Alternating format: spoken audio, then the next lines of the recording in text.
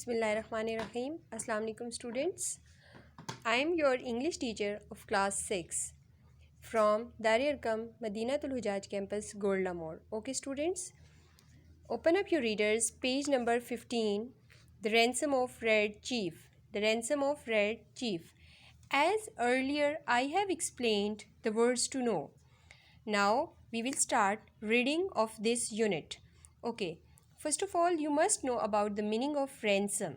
Ransom means money paid for the freeing of a hostage.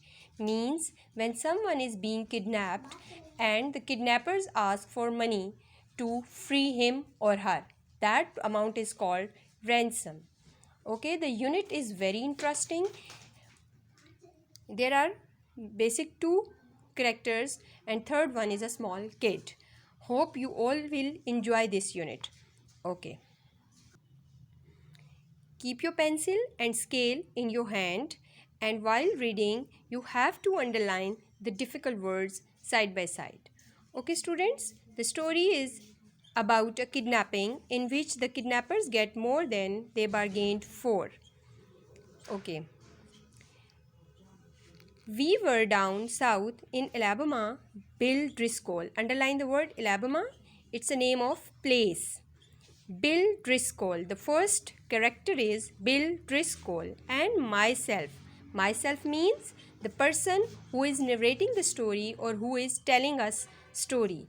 When this kidnapping idea struck us. Underline the word struck. Struck means came in mind. Okay, Bill and me had about $600 and we needed just $2,000 more to buy some land in western Illinois. Underline the word Illinois. It's a name of state of US.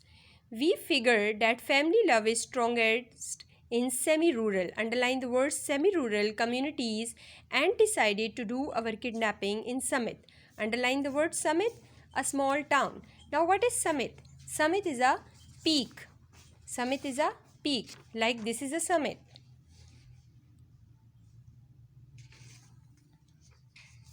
A small town. Okay students, there are two characters, Bill Driscoll and the other one. And they both are friends. And they need some money to buy a land. They have $600 but they need more $2,000. And for this purpose they are going to kidnap someone. It shows that they are not professional kidnappers. They are doing so just to buy some land. We selected for our victim the only child of a prominent citizen named Ebenezer Dorst. It's the name of the citizen, okay? The name of person, Ebenezer Dorst. Underline this word. And don't forget to take a scale with you while underlining the words. Mr. Dorst was known for his wealth which he made from lending mortgages. Underline the word mortgages. I have explained its meaning in words to know. It means loan. And making foreclosures. Underline the word foreclosures.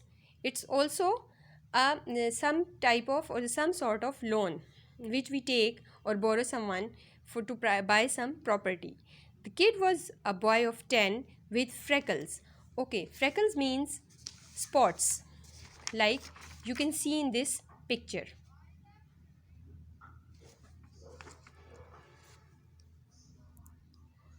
And bright red hair. Now this is appearance of a boy whom they are going to kidnap.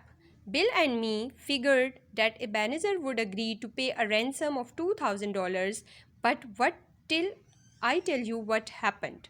Okay, it shows I have told you that they are not professional kidnappers, so that's why they are just going to ask the amount they need, like $2,000. They are not going to ask more than $2,000.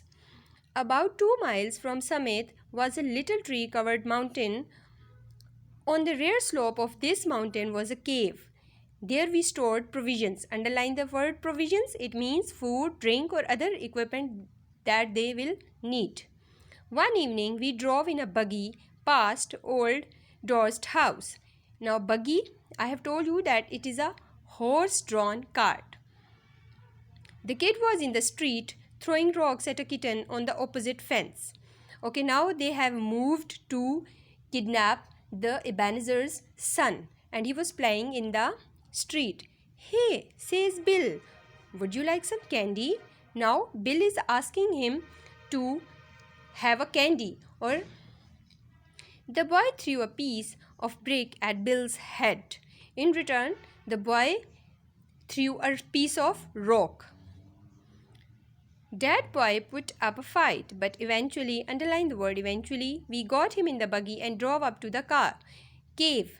After dark, I drove the buggy back to the village I had hired it in and walked back.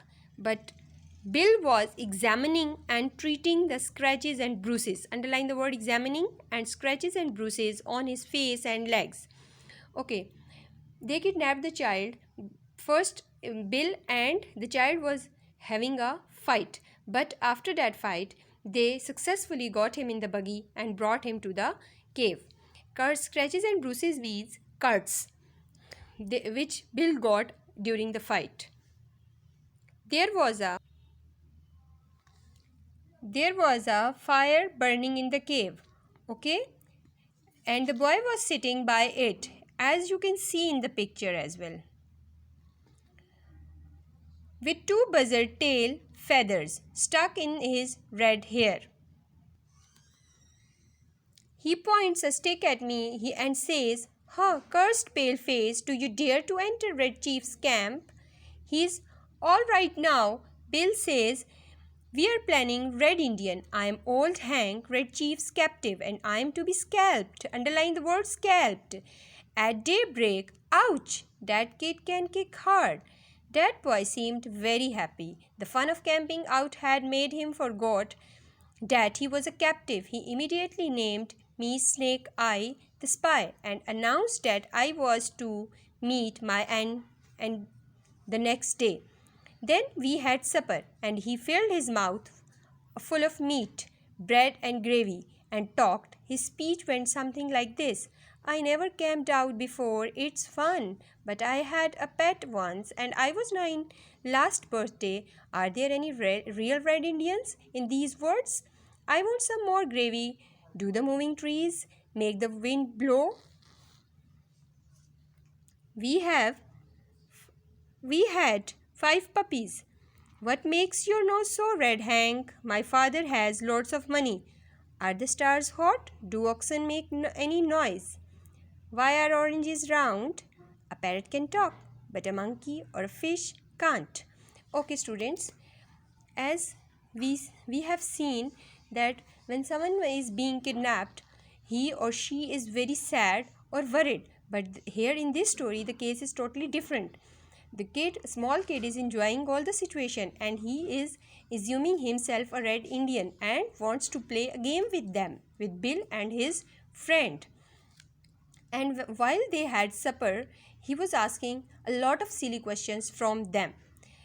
It means that he is enjoying all the scenario, all the situation, and he is taking the situation as a camping.